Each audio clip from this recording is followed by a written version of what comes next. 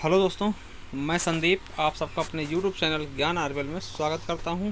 तो आज हम देखेंगे मूल विधि का टेस्ट है ये, ठीक, जिसमें हम मानवाधिकार आयोग के बारे में देखेंगे। इससे जो भी क्वेश्चन बनते हैं उन्हें हम देखने की कोशिश करेंगे, ठीक। आई होप कि इसे हम पूरा अच्छे से थोड़ा कवर करेंगे, ठीक। और उसके हमने एक बहुत अच्छी वीडियो बनाई थी पूरा A to Z, तो वो हम आपको उसका लिंक जो है डिस्क्रिप्शन में दे देंगे। आप वहाँ पर जा कर के एक अच्छे से इसका पूरा वीडियो देख सकेंगे, जिससे आपके नॉलेज से कोई भी क्वेश्चन बाहर नहीं जाएगा। तो इसके हम कुछ खास क्वेश्चन इसमें हमने सेलेक्ट किए हैं, तो उनको हम देखेंगे जो कि आपकी परीक्षा के दृष्टि से बहुत ज़्यादा इंपॉर्टेंट हैं। तो ये स्पेशल आपके लिए टारगेट है UPSI, ठीक, दरोगा का। तो चलिए शुरू करते हैं आज का मॉक टेस्ट। तो देखिए, पहला क्वेश्चन है, राष्ट्रीय मानवाधिकार आयोग का वर्तमान अध्यक्ष कौन है। देखिए, हर एक मानवाधिकार का एक आयोग का कोई ना कोई अध्यक्ष होता है। तो इस समय वर्तमान में इसके जो अध्यक्ष हैं वो कौन है, तो जस्टिस S आनंद, या फिर जस्टिस HL दत्तू जी, या जस्टिस राजेंद्र बाबू, या फिर G बालकृष्णन। तो सही ऑप्शन हमारा क्या हो जाएगा, जस्टिस HL दत्तू जी, ठीक। कौन हो जाएंगे, HL दत्तू जी। चलिए इसके बारे में थोड़ा हम देखते हैं। तो देख लीजिएगा आप लोग कि जो भी चीज़ें हैं, इसके जो राष्ट्रीय आयोग के प्रथम अध्यक्ष थे वो कौन थे, तो न्यायमूर्ति रंगनाथ मिश्र जी, ठीक। अगर क्वेश्चन आता प्रथम अध्यक्ष कौन थे, तो रंगनाथ मिश्र जी थे, ठीक। और इसके वर्तमान में कौन है, HL दत्तू जी, ये हमने बता दिया है। और देखिए अन्य 3 सदस्य भी हैं, न्यायमूर्ति प्रफुल्ल चंद्र पंत जी, और श्रीमती ज्योतिका कालरा, और डॉक्टर ज्ञानेश्वर मनोहर जी, ठीक। तो ये इसके कुछ डिटेल्स हैं। तो चलिए अगला क्वेश्चन देखते हैं हम। नेक्स्ट क्वेश्चन है कि राष्ट्रीय मानवाधिकार आयोग का अध्यक्ष किसे बनाया जाता है। तो किसे बनाया जाता है, राष्ट्र सुप्रीम कोर्ट का कोई भी न्यायाधीश हो, या सुप्रीम कोर्ट का कोई सेवानिवृत्त मुख्य न्यायाधीश हो, या राष्ट्रपति द्वारा नियुक्त कोई भी व्यक्ति, या इनमें से कोई नहीं। तो देखिए हमारा सही ऑप्शन का जाएगा जो सुप्रीम कोर्ट का कोई भी सेवानिवृत्त है, ठीक। मतलब उसने सुप्रीम कोर्ट का वो पहले जज रहा हो, ठीक, तो उससे ही हम बनाते। तो हमारा B ऑप्शन बिल्कुल राइट हो जाएगा। चलिए देखते हैं इसके बारे में। तो देखिए बता रखा कि राष्ट्रीय मानवाधिकार आयोग की संरचना, तो राष्ट्रीय मानवाधिकार आयोग का अध्यक्ष केवल सर्वोच्च न्यायालय का सेवानिवृत्त मुख्य न्यायाधीश ही बनाया जाता है, ठीक। और एक चीज़ और कि किसकी सिफारिश पर होता है, प्रधानमंत्री राष्ट्रपति की अध्यक्षता वाली कमेटी गठित की जाती है, ठीक। और इसकी जब अध्यक्ष होता है, इसका कार्यकाल कितना होता था, 5 वर्ष या 70 वर्ष। मतलब कि अगर वो मान लिया कि 60 वर्ष का है तो 65 वर्ष तक बना रहेगा, ठीक। अगर मान लिया वो 72 साल की आयु में नियुक्त होता तो वो 75 साल तक, मतलब 3 वर्ष ही वो काम, सॉरी, अगर वो 65 वर्ष का होता तो पूरे 5 साल चलेगा, ठीक। अगर मान लिया कि वो 68 वर्ष में होता है तो वो कितने 2 साल केवल कर पाएगा, है ना। तो मतलब 70 साल, चाहे वो 70 उम्र का हो जाए, 70 साल की उम्र का, या फिर उसके 5 साल पूरे कंप्लीट हो जाएं, ठीक। तो ये थे इसके मुख्य तथ्य, ठीक। चलिए आगे देखते हैं अगला क्वेश्चन। तीसरा क्वेश्चन है, राष्ट्रीय मानवाधिकार आयोग के अध्यक्ष का कार्यकाल कितने समय के लिए होता है। ये हमने अभी जस्ट पहले बता दिया है। तो कितने वर्ष के लिए होता है, 5 वर्ष या 70 वर्ष, ठीक। समझिए, मान लिया कि कोई भी व्यक्ति जो कि इसका अध्यक्ष नियुक्त किया गया है वो 62 साल का है, ठीक, 62 साल का है, तो वो उसका जो 5 साल तक वो अपना कार्य करेगा, तो मतलब वो 67 साल में रिटायर हो जाएगा। अगर मान लिया कोई व्यक्ति जो कि इसका अध्यक्ष बना है, उसकी इस समय वर्तमान आयु है उसकी 68 वर्ष है, ठीक, तो वो 5 साल थोड़ी ना ड्यूटी करे, केवल 2 साल वो रहेगा, क्योंकि उसके 70 साल कंप्लीट हो जाएंगे। जैसे 70 साल उसके कंप्लीट होंगे, वो वहाँ से क्या हो जाएगा, सेवानिवृत्त हो जाएगा, वहाँ से हटा दिया जाएगा, क्योंकि कम से ज़्यादा इसकी एज कितनी होनी चाहिए, 70 वर्ष, ठीक। 70 वर्ष तक ही ये पद पर आसीन रह सकता है। चलिए अगला क्वेश्चन देखते हैं।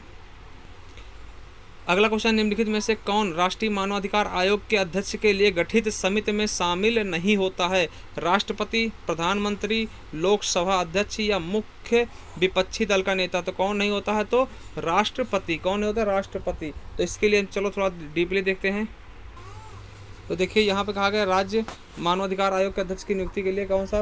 देखिए अगर हम राज्य की बात करते हैं तो यहाँ पे राज्यपाल हो जाएगा, राज्यपाल का मुख्यमंत्री हो जाएगा, वहाँ पे क्या हो जाएगा, प्रधानमंत्री हो जाएगा, गृह मंत्री हो जाएगा, ठीक। तो इस तरह विपक्षी दल का नेता भी होता है इसमें शामिल, ठीक। ये राज्य के बारे में बता रखा, तो केंद्र के बारे में हमने यहाँ पे आपका क्या हो जाएगा, मुख्यमंत्री या प्रधानमंत्री हो जाएगा, गृह मंत्री होता ही है, ठीक। तो इस तरीके से हो जाएगा। और विपक्ष दल का नेता भी होता है, ठीक, इसमें विपक्ष दल का नेता भी होता है। तो देखिए इसमें प्रधानमंत्री का रोल नहीं है, ठीक। तो चलिए अगला क्वेश्चन देखते हैं।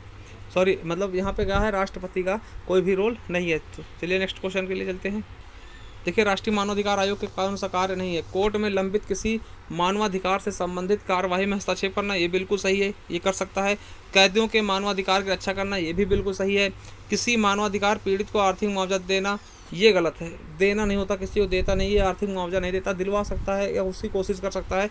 अगला है मानवाधिकार के क्षेत्र में शोध को बढ़ावा देना, ये बिल्कुल सही है, तो ये हमारा सी ऑप्शन गलत हो जाएगा। चलिए इसका कुछ डिटेल में देख लेते हैं, इसके कार्य क्या है।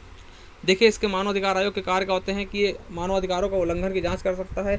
आयोग किसी भी जेल का दौरा कर सकता है, उसमें सुधार कर सकता है, कैदियों के साथ जो व्यवहार हो रहे हैं उसमें कुछ चेंज कर सकता है। ठीक, राज्य तथा केंद्र सरकारों के मानवाधिकारों को उल्लंघन को रोकने के लिए महत्वपूर्ण कदम उठाने की सिफारिश कर सकता है। लोगों के बीच मध्य मानवाधिकार संबंधी जागरूकता फैला सकता है कि हाँ ऐसे आपके मानवाधिकार हैं, उनका उल्लंघन होने पर आप कार्रवाई करवा सकते हैं। ठीक, जो लंबित मानवाधिकार होते हैं उनके लिए फैसला करवा सकता है। ठीक, गैर सरकारी संगठन एनजीओ के प्रोत्साहित देता है, जैसे एनजीओ होते हैं जो सरकारी संगठन होते हैं, गैर सरकारी संगठन होते हैं ना, जो कि सेवा करते हैं। ठीक, मानवाधिकार संबंधित राष्ट्रीय संधियों की समीक्षा तथा उसमें क्रियान्वित हेतु सिफारिशें कर सकता है। इसके पास मुआवजे या हर्जाने की भुगतान की सिफारिश करवाने का अधिकार है। देखिए ये करवा सकता है मगर देगा नहीं। ठीक, तो ये चीज़ें होती हैं, इसके कार्य होते हैं। चलिए अगला क्वेश्चन देखते हैं। अगला क्वेश्चन है राष्ट्रीय मानवाधिकार आयोग अधिनियम में कब परिवर्तन किया गया। तो कब परिवर्तन किया गया, 2001, 1999, 2006 या 2016। तो कब किया गया, 2006 में। तो चलिए देखते हैं। देखिए यहाँ बताएगा कि राष्ट्रीय मानवाधिकार आयोग अधिनियम में 2006 में क्या हुआ था, संशोधन किया गया। इसमें पहले सदस्यों की संख्या 5 होती थी, जिसे घटा करके अब क्या कर दी गई है, 3 सदस्य कर देगा और एक मेन होता था। मतलब टोटल कितने, 3 + 1 अध्यक्ष, 4 सदस्य मेन होते हैं। ठीक, चलिए अगला क्वेश्चन देखते हैं। इसमें से अगला क्वेश्चन है राष्ट्रीय मानवाधिकार आयोग का मुख्यालय कहाँ है। तो देखिए वेरी सिंपल है, कहाँ पर है इसका राष्ट्रीय मानवाधिकार आयोग का मुख्यालय, तो दिल्ली में। ठीक, इसका मुख्यालय कहाँ है, दिल्ली में। तो अगला क्वेश्चन देखते हैं। अगला क्वेश्चन क्या कहता है। अगला क्वेश्चन, किसकी अध्यक्षता में 1946 में मानवाधिकार आयोग समिति का गठन किया गया। रंगराज मिश्रा या एलोनोर रूजवेल्ट या एंटोनियो गुटेरेस या फिर RS पाठक। तो किसके द्वारा, तो एलोनोर रूजवेल्ट के द्वारा। ठीक, किसके द्वारा, एलोनोर रूजवेल्ट के द्वारा। ठीक, चलिए देखते हैं। देखिए सिंपल सा क्वेश्चन क्या है कि बहुत बार पूछा था, मानवाधिकारों की सार्वभौमिक घोषणा संयुक्त राष्ट्र संघ की आम सभा द्वारा तीसरी बैठक 10 दिसंबर 1948 को फ्रांस की राजधानी पेरिस में की गई थी। इसीलिए क्या होता है कि 10 दिसंबर को विश्व मानवाधिकार आयोग मनाया जाता है। ठीक, और यहाँ पर हम देखते हैं तो देखिए ये है ना, ड्राफ्टिंग कमेटी के चेयरमैन कौन थे, तो एलोनोर रूजवेल्ट। क्वेश्चन आता कि ड्राफ्टिंग कमेटी के जो चेयरमैन थे वो कौन थे, तो एलोनोर रूजवेल्ट। ठीक, तो याद रखेंगे। और मानवाधिकार आयोग कब दिवस कब मनाया था, 10 दिसंबर को। ठीक, ये भी याद रखेंगे। चलिए अगला क्वेश्चन देखिए। अगला क्वेश्चन है राष्ट्रीय मानवाधिकार आयोग जो है वो क्या है, संवैधानिक निकाय है या संविधिक निकाय है या संवैधानिक निकाय है या एक बहुसदस्यीय निकाय है या A व C दोनों। ठीक, तो देखते हैं हम इसका सही क्या हो जाएगा, D नंबर, A व C दोनों। देखिए संविधिक क्या हो जाएगा, क्योंकि ये हमारे संसद द्वारा पारित है। ठीक, संसद द्वारा पारित है। और बहुसदस्यीय है क्योंकि इसमें 4 से अधिक सदस्य हैं, 4। ठीक है, 3 + 1 4 सदस्य हैं, इसलिए ये क्या हो जाएगा, बहुसदस्यीय हो जाएगा। तो हमारा D ऑप्शन बिल्कुल राइट हो जाएगा। चलिए अगला क्वेश्चन देखते हैं। चौथा नंबर क्वेश्चन, इनमें में से कौन सा कथन राष्ट्रीय मानवाधिकार आयोग के बारे में सही है नहीं। इसकी स्थापना 1993 में की गई, बिल्कुल सही है। मानवाधिकार उल्लंघन के मामले में आयोग की सजा देने का अधिकार नहीं है, बिल्कुल सही, ये आयोग सजा नहीं देगा। ठीक है। तीसरा, इस आयोग के अध्यक्ष और सदस्यों की नियुक्ति राष्ट्रपति करता है। जी नहीं, राष्ट्रपति नहीं करता, इसके लिए कमेटी गठित की जाती है, वो सब करते हैं। तो हमारा C ऑप्शन बिल्कुल गलत हो जाएगा। ठीक, क्योंकि राष्ट्रपति अकेले नहीं करता, इसमें बहुत सारे सदस्य होते हैं, विपक्ष दल का नेता होता है ना, प्रधानमंत्री होता है, इस तरीके से बहुत से लोग होते हैं। ठीक, एक कमेटी गठित की जाती है। ठीक, अगला है राष्ट्रीय आयोग अपनी वार्षिक रिपोर्ट केंद्र सरकार और राज्य सरकार को भेजता है, बिल्कुल सही है। ठीक, तो हमारा C ऑप्शन बिल्कुल गलत हो जाएगा। चलिए अगला क्वेश्चन देखते हैं। अगला है विश्व अंतर्राष्ट्रीय मानवाधिकार दिवस कब मनाया था। कब मनाया था, 10 दिसंबर को। क्यों मनाया था वो हमने बता दें, चलिए थोड़ा सा देख लेते हैं क्यों मनाया है 10 दिसंबर को ही। देखिए क्यों मनाया था, क्योंकि मानवाधिकारों की सार्वभौमिक घोषणा हुई थी संयुक्त राष्ट्र की आम सभा द्वारा। इसकी तीसरी बैठक कब हुई थी, 10 दिसंबर 1948 में। कहाँ हुई थी, फ्रांस की राजधानी पेरिस में। देखिए जो तीसरी बैठक है मानवाधिकार सार्वभौमिक घोषणा की, ठीक, जो कि संयुक्त राष्ट्र की आम सभा द्वारा की गई थी, वो तीसरी बैठक कब हुई थी, 10 दिसंबर 1948 को। इसीलिए 10 दिसंबर से हम क्या मनाते हैं, विश्व मानवाधिकार दिवस। बहुत बार पूछा गया। और देखिए मानवाधिकारों के सार्वभौमिक जो घोषणा है, इसको ही क्या बोलते हैं, मानव अधिकारों का मैग्ना कार्टा कहते हैं। ठीक, क्या बोलते हैं, मैग्ना कार्टा। ठीक, और इसमें टोटल 58 देशों ने भाग लिया था। जब ये बैठक हुई थी 10 दिसंबर 1948 को, इसमें टोटल 58 देशों ने भाग लिया था। और इसकी जो ड्राफ्टिंग कमेटी के चेयरमैन थे वो कौन थे, एलोनोर रूजवेल्ट। ठीक, एलोनोर रूजवेल्ट, याद रखेंगे, बहुत ही इंपॉर्टेंट क्वेश्चन है ये। ठीक, और यहाँ पे भारत की तरफ से हंसा मेहता ने भाग लिया था। किसने लिया था, हंसा मेहता ने। चलिए अगला क्वेश्चन देखते हैं।